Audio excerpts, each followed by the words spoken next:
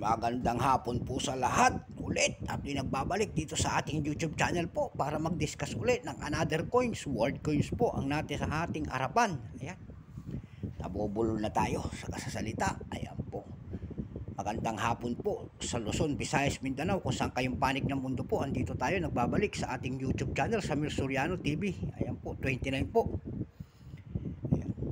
Meron na naman tayong coins nandyan sa ating harapan, Luzon, Visayas, Mindanao, kung saan kayong panig ng mundo po, lalo na yung mga nakasubscribe dito sa ating YouTube channel po.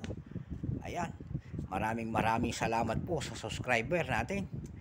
Ayan, may pag-uusapan na naman tayong coins. Kung ito'y hilig ninyo po, pakipindot naman po ang ating notification bell para ma-update kayo sa ating mga latest na video ko po.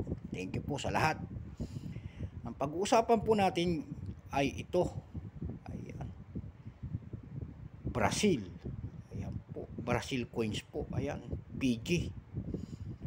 Ayan, 50 cent. Ayan po,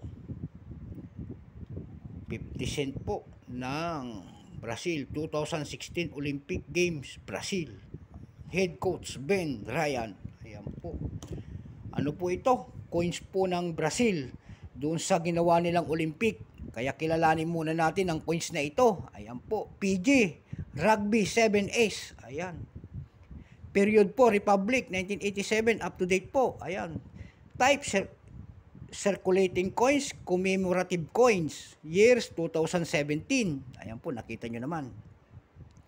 50 cent po. Ayan.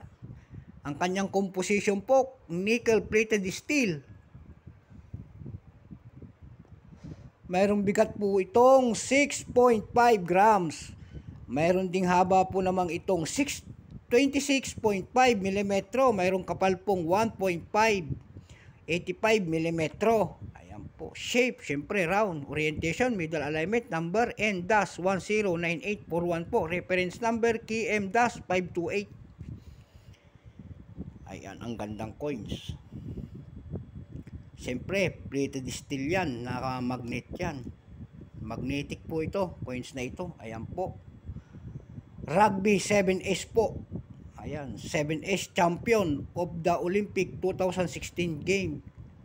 Real Dio, Brazil. Ayan po. Royal Canadian Mint ito. Ayan po. 2017.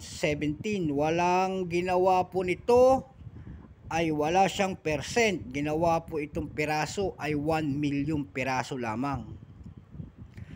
Ayan, kaya yung may price appraisal na po ito. Yung kanyang extra fine ay 120. Yung almost uncirculated nito po ay 130. Yung uncirculated po ay 140. Ayan, makintab po yan. Kahit tignan nyo po, napakakintab na coins. Ayan. Championship, gold medalist. Ayan po, ito pala yung ginamit na coins doon sa Brazil. Sa Olympic nila, Real Dio, Brazil. Kaya dumako tayo doon sa ating price nito. Kung doon sa ating numista.com, nakakita po tayo ng presyo nito na $3.99. Ayan, nag-iisa po. Siyempre, 1 milyon lang ang ginawa eh. Doon sa ebay.com po, mayroon namang presyo doon na nakita natin $7.98. Mayroon ding 158.50 pesos. Ayan po, naliwanagan tayo sa coins na ito kung talagang ganyan talaga ang presyo niya.